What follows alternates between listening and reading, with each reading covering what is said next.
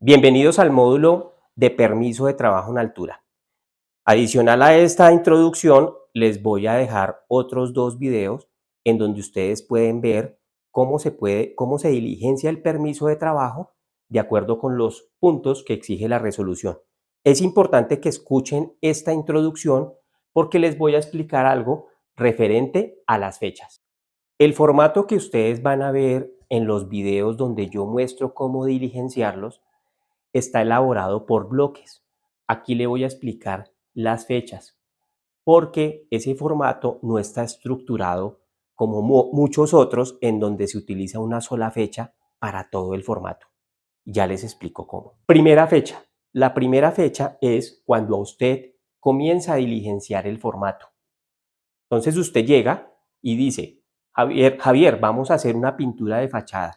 Usted empieza a colocar ahí la fecha y usted comienza a estructurar su documentación, porque tiene que hacer procedimientos, porque tiene que verificar qué personal.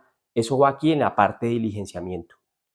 Cuando usted ya tiene diligenciado el formato, usted pasa eso a que se lo verifique el coordinador de alturas, ¿sí? Es decir, que hay otra fecha, que es la fecha en que él aprueba, la fecha de aprobación, la fecha de aprobación. Él firma de que aprobó, pero para firmar, y aquí es donde viene el propósito del formato, es, él tuvo que haber verificado todos los anexos que están escritos en el bloque B. Él tuvo que haber verificado eso. Ah, los andamios, muéstreme a ver el formato de inspección de andamios. Ah, van a utilizar arnés, muéstreme el formato. Todo eso son anexos. Lo que pasa es que la gente está acostumbrada a que todo eso lo meten en una misma hoja.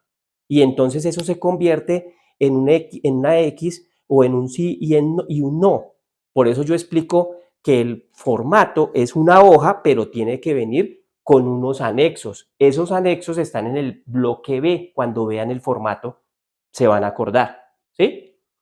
Ahora, vienen las fechas de ejecución. Todos los días se debe firmar el permiso de trabajo en alturas, pero si lo hacen de esta metodología, únicamente tienen que firmarlo y los soportes siguen siendo los mismos si la tarea es la misma con las mismas personas. Voy a poner un ejemplo. Vamos a hacer la pintura de una fachada. A usted le avisaron como coordinador que hoy es lunes, voy a poner ese ejemplo. Ese mismo lunes usted comienza a estructurar todo lo que se necesita. ¿Qué equipos van a utilizar? ¿Qué arnés? ¿Qué personal? Empieza, yo no tengo el procedimiento para pintura de fachada, me toca hacerlo. O me toca buscarlo. No, ya lo tengo. Perfecto, ya lo tengo. Esto es un lunes. Supongamos que ese día lunes usted hizo el permiso. Lo pasó el martes a que lo aprobara el coordinador, ¿sí? El coordinador se debe tomar la tarea de verificar todos los anexos, de decir, venga, ¿qué personas van a hacer el trabajo? ¿Están afiliados a la ARL? ¿Tienen el curso de alturas? ¿Dónde está el procedimiento de rescate? Todo eso. Y aprueba. Entonces, supongamos que él aprobó el martes, ¿sí? Y el trabajo lo comienzan a hacer el miércoles. Entonces ya el día del trabajo, el día que van a hacer, o sea, este miércoles, pues aquí llega y firma el coordinador y firman los que van a ejecutar el trabajo. Y así lo pueden hacer durante 7 días sin necesidad de volver otra vez a hacer todo, ¿sí? Luego sigue la fecha de cierre. Supongamos que se demoraron 5 días pintando la fachada. Entonces aquí vendría la fecha de cierre y listo, se cierra el permiso. Es muy importante esas fechas, ¿por qué? Porque han habido accidentes de trabajo en donde ya habían terminado la labor y la persona se le ocurrió devolverse, se subió al andamio porque se le quedó algo o porque algo se le quedó o por algún motivo se devolvió y se accidentó y ya el permiso se había cerrado. Ya es una responsabilidad individual de ese trabajador que tomó la decisión de devolverse. Por eso es que es tan importante las fechas. Ustedes toman la decisión de cómo hacerlo, porque en la vida real sucede que no existe una organización del trabajo. Simplemente dicen, vamos a hacer ese trabajo y en ese momento se ponen a diligenciar toda la hoja y como meten todo en una hoja, o sea, no le hacen anexos a eso, sino el formato se le mete en cuadritos para que todo quepa ahí. Entonces eso se convierte en un, como en llenar así con sís o nos o chulos o ok's, y al final el coordinador ni siquiera revisa eso, sino a él lo que le importa es de pronto que se pinte la fachada y firma, y así y ni siquiera cierran los permisos con una fecha específica. Por eso es que es tan importante el tema de las fechas. Espero haber sido claro con ese tema. El permiso de trabajo tiene 18 puntos.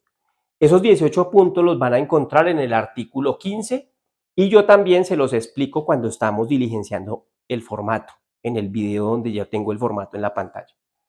¿Quién aprueba el permiso? El permiso lo debe aprobar el coordinador. Es importante que ustedes como profesionales en seguridad y salud del trabajo concienticen al coordinador que cuando firme un permiso, cuando firme, verifique que todo lo que está escrito ahí, sea el formato que utilicen, realmente esté en la vida real. Uno se ha encontrado en algunas empresas en donde llegan y dicen, plan de rescate, sí, porque como eso se convierte en una plana, y el coordinador ha firmado todos esos permisos, y van y dicen, venga, ¿dónde está el plan de rescate o dónde están al menos los equipos? No, nosotros nunca hemos tenido ni siquiera equipos de rescate. Entonces eso es falla del coordinador, porque el coordinador firma, apenas se dedica es medio a leer que todo eso está chuleado, o el trabajador autorizado ya sea automáticamente llega y chulea todo eso, pero es deber del profesional de seguridad y salud del trabajo hacerle caer en cuenta que él tiene que verificar que todo lo que esté plasmado en ese documento realmente sí esté en la vida real. De esta manera, el coordinador y el permiso de trabajo contribuyen de una vida real a que no se caiga una persona, porque ese es el propósito de todo esto, del procedimiento, del arnés, de la eslinga, de las escaleras, del andamio. Entonces, si el coordinador hace una tarea juiciosa de llegar y recibir el permiso y empieza a verificar dónde están los andamios, muestre a ver, voy y miro, no, ese andamio está dañado, no autorizo el trabajo. Espero haber sido claro y los invito a que vean los videos de cómo diligenciar los permisos de trabajo.